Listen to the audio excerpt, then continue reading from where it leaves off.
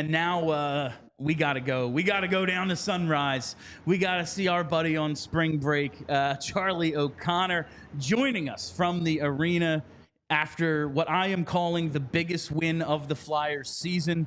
Charlie O'Connor, how are you doing tonight, my friend? Okay. I am having some trouble hearing you guys. Okay. I was hearing you guys fine until I got put in, and now I'm having trouble.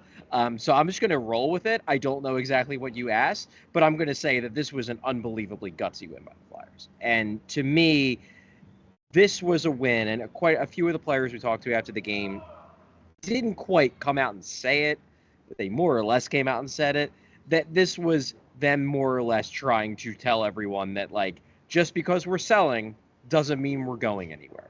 I think this was an important statement game for the group, for the players, because they weren't happy that Sean Walker got traded, even though people like us might look at that trade and say, that's the smart thing. They're looking to the future. They're sticking to the rebuild. The Flyers players want to win. They think they can win it all because, of course, they do. They're hockey players that think if they play well, they can beat anybody, and that's exactly the way they should think. They watch the team make a trade of one of their better defensemen when they're already injury-ravaged on defense. There are some teams that would have just not packed it in, but just been so demoralized by the fact that they aren't getting any support from their front office. Their front office is clearly still believing that this team isn't ready to compete for a cup. They might have gotten blown out 5-0 tonight. This was the kind of game where you could. You're starting a rookie defense pair that just got called up. You're on the road against the best team in the NHL. You just traded away one of your best defensemen. This easily could have been a disaster. Instead, those guys went out there and they played hard. First period, I thought they got outplayed. Second two periods, I thought they were the better team. And they come out with a dramatic win. But even if they would have lost this game in overtime or in a shootout, I still would have came away really, really impressed with their effort. Can you hear me, Charlie? Do you have me at all? Yeah, I can hear you now. I don't know why awesome. When I came in, I could hear you a little bit, but it was very muffled and I couldn't actually hear what you were saying. Now I can hear you fine. All right. Absolutely beautiful. I want to start. I guess I got to start with Sam Arison after what was, 29 saves on 30 shots. They've now beaten the Florida Panthers twice in a month, 2-1. I don't even know if I have a question. Just, is Sam Arison really this good? Like, did they stumble upon a number one goalie despite what has happened with the number one goalie position this season to this team? You know what? If they did stumble upon Sam Arison as a legitimately above average number one goalie, it's about friggin' time this organization got some good luck. I'm going to just say it right now. Given the amount of bad luck and misfortune that this organization has dealt with the last 3-4 years, starting with friggin' Oscar Lindblom getting diagnosed with cancer, yeah, you know what? The hockey gods should throw them a bone and have their 5th round goalie prospect become an above average NHL starter. The one thing about Arison, and this was, I thought, a really not interesting, but just eye-opening quote from John Tortorella after the game when we asked him about Sam Arison. I don't know the exact wording, but he more or less said, this is just who he is. Going into Florida against one of the better teams, if not the best team in hockey, twice in a month and beating them both times. At this point, I just expect it from him. I think that's more or less what he was getting at. And yeah, I think he is legitimately a really good starting NHL goalie. And he was great tonight. That first period, they could have been down 2-0 or 3-0. They really could have. They got outplayed in that period. Florida looked every bit as good of a team as we know they are in the first period. That first period ends 0-0 for one reason. His name is Sam Arison. Then the team gets going. But Arison still kept having to make tough saves. He made quite a few really big saves over the final two periods as well. It's just that game could have gotten out of hand in the first period. He made sure it didn't. And then he kept up his strong play the rest of the game. Arison was fantastic. He's probably the biggest reason why they win this game. And again, I think the Flyers are just at the point where they kind of expect it from him. Did you, I know you were there, so you didn't see the broadcast, but on the broadcast tonight, Bush sets up talking about Bobrovsky and that first game against the Penguins where he won, and it's his rookie debut. And I think about stumbling into a number one. You got to appreciate that poetry a little bit with the one who got away that they kind of just stumbled into. Loses to the next one that maybe they found. I don't know. It's not a question. I just thought maybe you'd appreciate that poetry. JP? What's up, Charlie? How are you tonight? Let's talk a little bit about the third line. I want to throw some roses to them because obviously not only were they on the ice for the game winner with Hathaway, but between Hathaway, Palin, and Cates, they have been so consistent as of late. I mean, how good are we? Are we just getting way too excited? But how good are they, Charlie? They're playing really well. Look, I don't think, as excited as you sound about this line, you are not nearly as excited as John Tortorella is when he Cool. thinks of that line. Like, he just loves them. They are like the platonic ideal of what John Tortorella thinks hockey should be. Like, they are. They're not super skilled, but they just work hard you to death. Like that, it's not even like they outwork you. Of course they outwork you, but it's just like it's all friggin' effort with that crew. And then you got a guy like Cates who legitimately has like very high-end hockey IQ. Doesn't necessarily have the puck skills, I think, to be more than just a really good middle to bottom of the lineup guy. But from a hockey IQ standpoint, I put him up against anybody on this team other than maybe Sean Couturier. He is a smart friggin' hockey player.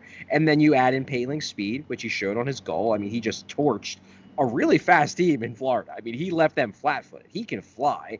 And then you got Hathaway, who just is, like, he is everything traditionalists want a Flyers player to be, except for that he's actually also good at hockey. I wanted to ask about Hathaway next because, man, you said to start the year, as soon as they signed him in the offseason, you were like, this dude's just fun to watch. And yeah, fuck if he isn't, man. Like, I don't even know if I have a question. That dude's a maniac. He is the exact guy, and that line might be the exact line you need to win you a playoff series, especially against a team like the Panthers that want to bully you. That line just wouldn't let them be bullied tonight. I was really happy about that. But since we covered them, let's go to Coots, man. Sean Couturier, he's been struggling. We all know, he gets the C and then immediately basically gets demoted to the fourth line. It's been rough going for Sean Couturier. Now, he doesn't show up on the score sheet tonight, but I thought he looked considerably better, made some defensive plays early in the game, had some power moves down low, looked like his responsibilities got boosted back up tonight. What did you see out of Coots? I thought this was Sean Couturier's best game in weeks. I thought he was back to looking like the guy the Flyers need him to be if they're going to survive this 10-game gauntlet where they're against basically every single good Eastern Conference team over a 2.5-week span. Look, I wondered how long John Tortorella was going to hold to this Couturier on the fourth line thing. Not because he was playing great, because he wasn't, but because if you're going to match up against teams like Florida, you're going to need Sean Couturier to be getting matchups against guys like Matthew Tkachuk, against guys like Barkov, against Matthews and Panarin and all the guys that they're going to be playing over the next couple weeks, and Kucherov in 2 days. Sean Couturier was back right at the top of the ice time charts for this game, third on the team among forwards in minutes with 17-16, behind only Konecny, who in his first game back leading the team. We're clearly not using kid gloves on him after missing time, but he was behind Konecny and Tippett. Couturier was really functionally back to being the 1C. Now, part of that I suspect is because Scott Lawton is battling. I don't know exactly what his sickness is, but he's battling something. So I think that's probably why they pull back on his ice time a little bit. But I don't think John Tortorella would have given Couturier the ice time if he wasn't impressed with what he saw in him in like the first couple period, or the first couple shifts, the first period. It just seemed like Tort saw something. And he's like, okay, I'm giving Coots back his old responsibilities. And while he didn't score, he didn't get a point in this game, I thought by the eye test, he was stellar. And I also can tell you that by the numbers, by the underlying numbers, by advanced metrics, he was really good. Looking at the expected goals for shares at 5-on-5, he led all Flyers forwards with a 74.28% expected goals for share. That's Sean Couturier. Sean Couturier has always been a play driver. Over the last few weeks, he's been less so of one. This game, even though he's getting tough matchups, he faced off against the Verhaeghe, Tkachuk, Bennett line primarily. Look, this team has a couple good lines, but that is not a line lacking for firepower. Couturier control play against them. He control play against everybody. It won't be the main story coming out of this game because obviously he didn't get a point, he didn't get a goal. They win in dramatic fashion. They just traded Sean Walker. They still go into Sunrise and beat the top team in the NHL standings. But this might have been the most positive development of the game because they're going to need Sean Couturier close to peak powers if they're going to survive this 2-week run. And tonight they got Sean Couturier close to peak powers. Hey, Charlie, obviously a great performance by the team, but kind of getting thrown under the rug was the return of TK, and he looked solid to start off. What'd you think of TK's return here? Yeah, I thought TK looked like TK. His first shift, he's flying around. He tries to lay a hit, mostly missed, but it just showed that he's healthy. And I kind of had a suspicion that they were not treating him with kid gloves, but my guess is it's some type of muscle pull, like an oblique or something like that. And those are tricky injuries. And I just got the sense that they were really going to make sure he was healthy before bringing him back, because they were afraid if they rushed him back, then he tweaks it even further, then he's out for the rest of the season. So they wanted to make sure that there was very little re-injury risk before they brought him back in. I thought tonight, was he the best version of Travis Konecny? No, because he's probably a little rusty.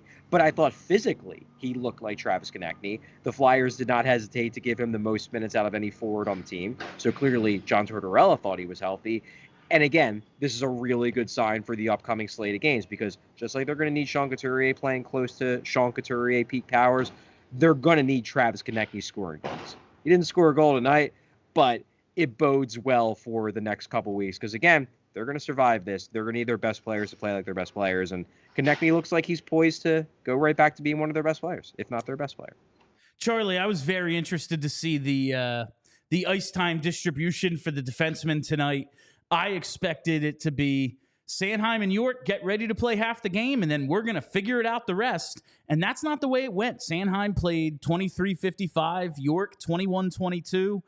And Mark Stahl actually ended up playing the fewest minutes. Ginning and Adder both played around 18 minutes. What did you see out of the two Rooks tonight? Well, I mean, I can tell you that, given the circumstances, they were really good. Because John Tortorella mentioned this after the game. It's not like he sheltered them. You're on the road. It's hard to shelter any defenseman when you're playing a road game. But they got minutes against some really good players. And they held their own. Now, it seems like I obviously wasn't watching the game on television. Based on my mentions, it seems like, and this is just a theory, it seems like JJ and Brian Boucher were really, really pumping Adam Jennings' tires in this game, because every one of my mentions was screaming about how great Jennings was. I don't think he was great. I love the hit on Sam Reinert. That was awesome. However, he spent a lot of time in the defensive zone. He was on the ice for a goal against. By far had the worst expected goals for percentage on the team at down near 20%. I'm not especially high on Adam Jennings as a player. I don't think he's going to be a full-time NHLer. However, given the circumstances and given the fact that he was thrown in there against maybe the best team in hockey on the road, I thought he did a really good job given the circumstances. I'm not ready to coronate him as the team's new defensive defenseman who needs to be in the lineup every night. I thought he held his own. I actually thought Adder was more impressive in terms of him breaking up plays, him turning the play in the other direction. His underlying metrics actually were legitimately really good. He was up at 65% expected goals for. He didn't have the big hit that Jennings did, which was a fun hit. I mean, I asked Jennings about it after the game, and he was basically like, look, those kind of hits, you don't seek them out. They seek you out, and you just have to be willing to commit yourself to them. And I was feeling good, and it was a great hit. He was real happy about it, and I'm sure his teammates loved it. I can't imagine the bench wasn't going completely nuts when he blows up Sam Reinert in the neutral zone with one of those classic old school open ice hits. Jennings, to me, held his own. Adder, to me, showed that he should probably be part of this for the rest of the season at least. I continue to be more excited about Ronnie Adder's upside. Jennings, for me, I was hoping he could hold his own. He held his own, and he made some legitimately good plays, which is more than I expected. I still look at him as a guy where if the Flyers toss somebody a 6th-round pick to pick up a veteran defenseman who has NHL experience, Jennings, to me, is the guy who goes down, because I just don't think as highly of him as I think of Adder. But in this particular game on this night, I thought both of them did as good of a job as one could have reasonably hoped they would do. Charlie, I'm just curious about just the Flyers' mindset against the Florida Panthers here, because obviously they've had a lot of success. Florida's been one of the best, if not the best team for most of the season. What do you make of the Flyers' success against the Panthers this season? I don't think this is a situation where the Flyers match up really well against the Panthers. I don't think it's that. I think if anything, it might be that the Flyers get really up to play the Panthers because they see the Panthers as a team where if we beat them, we can show all the doubters that we're for real. I do get the sense that that's a real thing for this team, that they kind of thrive off people thinking they're not that good. People have been telling them they haven't been that good since the summer. We've been telling them they haven't been that good since the summer. They love proving people wrong. And I think when you're playing a team like Florida, who everyone agrees is real friggin' good, it just maybe provides that little bit of extra motivation to be like, this is a team that if we beat them, people are going to have to stand up and take us seriously. I think, if anything, that might be it. And the Flyers took that personally. They did. Charlie, I hate to even get to some of this stuff, but it is notable. So prior to the game tonight, Danny Briere spoke to the media. Just first, what was your biggest takeaway from that? Well, for me, I think the biggest takeaway was and I broke this all down in the article that I published at the second intermission on allphly.com. It's not for diehards only; it's for everybody. So check that out, even if you're not a diehard. Specifically, his comments on Ryan Johansen, because they kind of telegraphed yesterday that they didn't see Johansson as going to be as part of this when they put him on waivers like 2 minutes after they finalized the trade. However, you look at Ryan Johansen as a player. No, he's not an $8 million a year player anymore. He's not even a $4 million a year player anymore, given the fact that every team had the chance to pick him up on waivers for nothing yesterday, and no one did. So clearly he's not a $4 million player in terms of his valuation around the league. However, we're still talking about a guy who was getting 13-plus minutes a night on a cup-contending team in Colorado. We're talking about a guy who has 6 seasons with over 60 points in his career. He's played over 900 games, and he has 1 more year left on his contract. So if the Flyers wanted to, they could have brought him in, had him play, tried to rehabilitate his value, and then maybe shipped him off as a rental at next trade deadline. Like, they clearly do need centers. You know, they're in need of center depth, I think.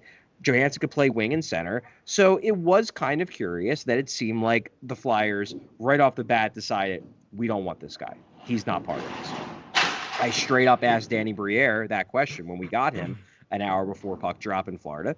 And Briere more or less confirmed, probably not. He's probably not going to be part of this, probably not part of the future plans, which from Danny Briere is as much of a, he's never going to play for us ever type of pronouncement as you're going to get from somebody like Danny Briere. So I did some digging, and really what it seems like, based on the people I've talked to, is that they just don't think he fits the culture. I get the sense that they view him as kind of a new, not even a new, but like he could be the next Kevin Hayes if they try to integrate him into this room, where Johansson plays a certain way, and he's not going to change the way he plays just because John Tortorella yells at him a few times in a in a practice or in a tape study session behind closed doors. They just spent last summer excising guys like Kevin Hayes and Ivan Provorov and Tony DeAngelo, guys who they didn't think fit the culture they were trying to build. Now they feel like they have it. And the last thing they want to do is bring in a guy like that who won't, they believe or they fear, won't fully buy in the way that everyone else is. So they just don't want to be bothered with it. They look at Ryan Johansen as a guy who, hey, he helped us get a first-round pick. Now we just got to figure out a way to get rid of him. Now, whether that's trading him in the next, however many hours are left until the deadline, whether that's buying him out next summer, whether that's stashing him in the minors for the next year and a half, I don't know. But it seems abundantly clear that they don't want this guy on their NHL roster. And that to me is an interesting little tidbit, because I don't think Ryan Johansson is that good anymore, but I still think he's an NHL player. The Flyers just don't want this particular NHL player on their NHL team. And that's interesting. Yeah, I thought that was when you asked the question and he was just like, probably not. And then said, I can't get into why, but maybe one day. It was like, maybe this is weird, man. Some 30 for 30, I guess. But I don't think, to be clear, I don't think there's any like drama that they're hiding. I don't think this is a situation where like there's some sort of spicy, juicy tidbit where Ryan Johansen, when he got the trade call, basically told Danny Briere to go fuck himself. Like, I don't think that's a thing. I just think that they don't believe he fits with the culture they're trying to build, and they'd rather him not even step foot in the room. All right, Charlie, let's ask a fun one here. So before the game started, we did read your tweet about the 2000s night down in Florida, and we honestly did feel a little bit old, but What does a 2000s night look like, and what was your favorite part about it, Charlie? It really wasn't much of anything. They just Okay. played a lot of 2000s music. We had like some Justin Timberlake. I was impressed. They went with some like legitimate deep cuts from like of like 2000s rock bands. Like Okay. as anyone who was a grade schooler during the height of Linkin Park's like prominence, I know every single song from Hybrid Theory, and they played like one of the non-singles from Hybrid Theory, Points of Authority, and I was like, holy shit, you guys really went all out on this 2000s night, huh?